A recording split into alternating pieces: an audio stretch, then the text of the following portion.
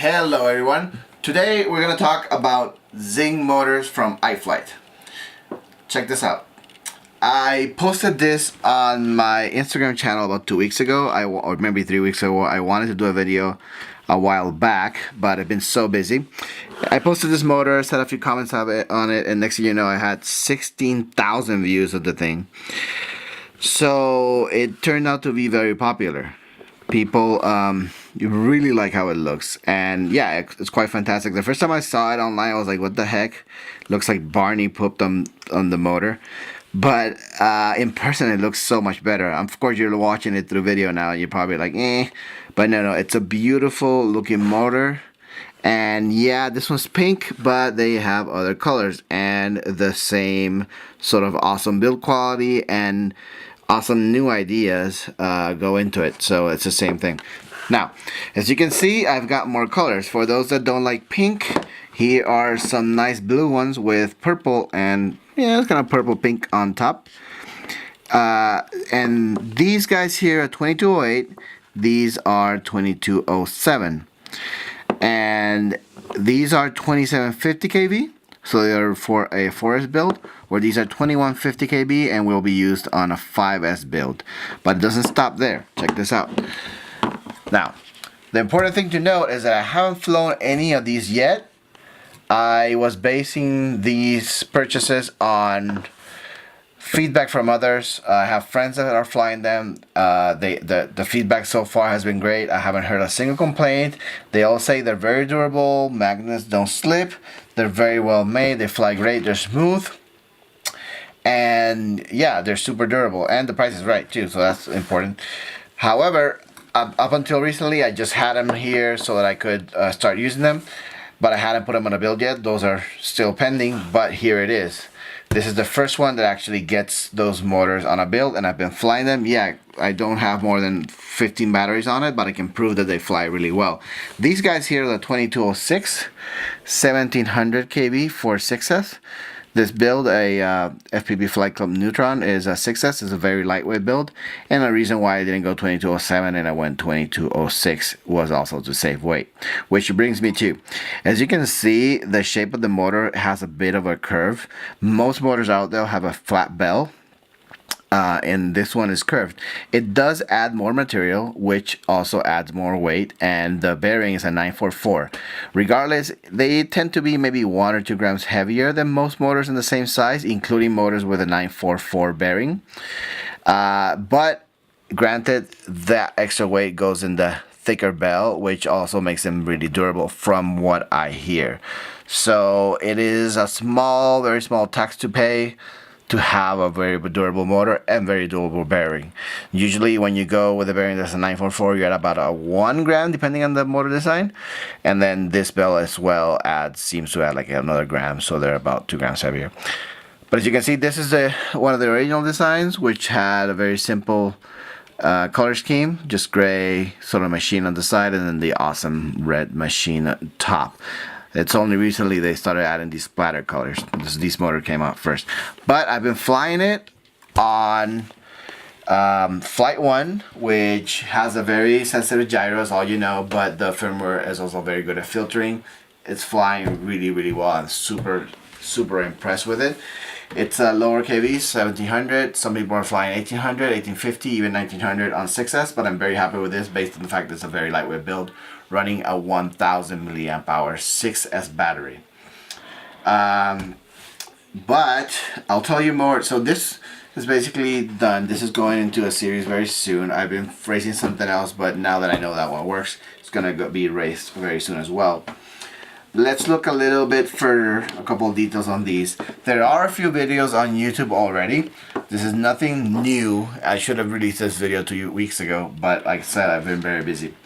So let's look at a couple of things here. First of all, a couple of things to note. I love the little, let me see if I can get a pointer here so that this makes it a lot easier for me to actually point stuff out.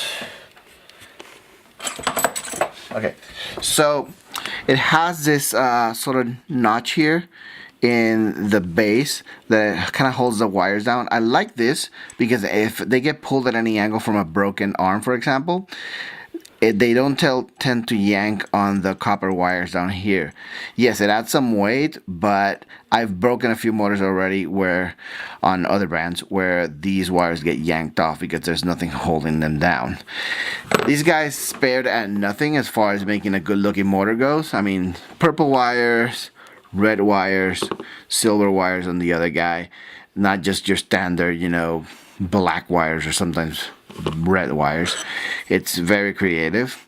The screw at the bottom that holds the bell in place, that's close, it's a button head. It's not a socket head, but it's a very deep button head, which makes taking this off a lot easier. Like I said, there's a 944 bearing in there, and it's very well known already that at the top, where some manufacturers just put a standard bronze O-ring in there, there is a rubber O-ring or a silicone O-ring that helps with impact. It helps absorb impact when you hit the motor, so that it protects the bearings more. Which the bearings, like I said, are bigger, 944 millimeters, which makes them stronger as well as it is. The base is not super thick. This looks to be 2 mil. So some people might not like that, but it does save some weight instead of the 3 mil as some of the stronger motors have. But 2 mil for me has proven to be enough. I know that's what T-Motor runs. I haven't stripped one yet. Not on T-Motor, not on this. Some people prefer a 3 mil base, but it's fine by me. The windings are thick wire, single strand, as you can see there. Very, very, very clean.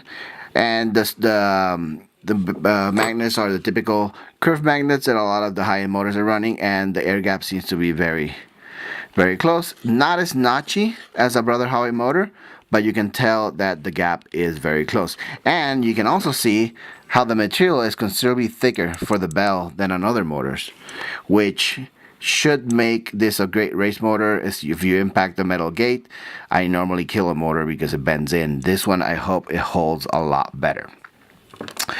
It's a hollow shaft all the way through, I believe, with a screw there, screw at the top, and it's a 13.5 mil shaft, which is neither too tall nor too short. If you run a prop that has a hub that's not too tall, you can get away with a full size nut, even though it comes with low profile nuts. But as you can see here, I have enough material there that I could run a full size nut. And normally what I would do actually is put a washer in between, like it comes with the Hyperlight motors, because it helps me when I impact a gate or something, they don't come loose. I found that's my favorite combination. There is some grip on the bell, as you can see, but it's not as aggressive as you get with a T-motor or maybe a X-Nova motor, but there is something there to help with grip on the prop. And overall, yeah, that's basically it. Let's go ahead and put some of these on the scale, even though the weights are posted online and a bunch of people have posted them already. Let's start with a 2207 here, which I believe there are about 2 grams of wire on it. And let's put it on there, and we have, let me see, 34 grams with the long wires, which would be about 32 grams with the short wires. Okay, and this is not supposed to be super precise, but it'll give you an idea. Those are floating, so it's good. 37.5 grams, take 2 grams off of that, so that'll be 35 and a half ish for the 2208. And then this guy I weighed already is about 31 grams minus 2 grams is like 29. 28.5 I believe is why I weighed it with short wires. So yeah, it's about, they're typically about 1 gram or 2 heavier than the same motors of the same size, but honestly, for what you get, I think that is fine. I like the design, and the slight tax in weight is perfectly fine by me. So there you have it. These are going on a forest build with a KV like 2700, 2750 is very high. It's going to be run on 1500 milliamp hour batteries, and then this is for a long ranger, so it's going to start at 1800 milliamp hour up to like 2600 or 2200 and maybe even at 3000, depends.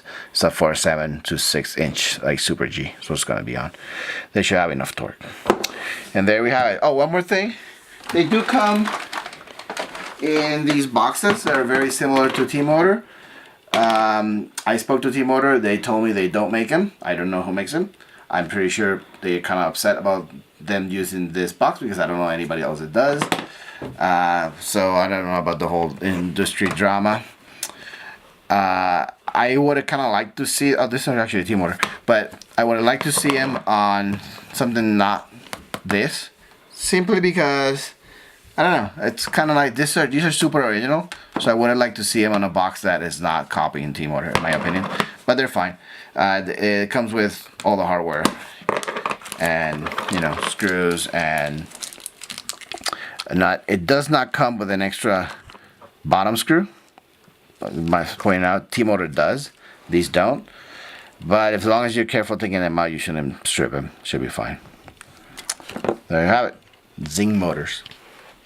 Alright guys, thanks for watching. I'll let you know, check my Instagram because I post about this stuff a lot, and when I'm actually flying these motors a lot more, I'll post of how I like them. As far as this channel goes, please like, subscribe to the channel. It really helps. It's growing pretty well, but I need you guys' help to keep pushing this channel forward. So thanks, and yeah, follow me on Instagram as well.